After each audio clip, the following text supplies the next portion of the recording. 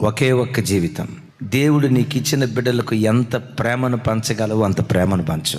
ఒకవేళ 7 జన్మలు ఉన్నాయి అనుకోండి, నీ పిల్లల దగ్గరికి వచ్చి, బాబు ఇంకో జన్మ ఉంటే ఎవరి కడుపును పుట్టాలనుకుంటున్నావు అని నీ పిల్లల్ని అడిగితే, పిల్లలు ఏమన్నాలో తెలుసా?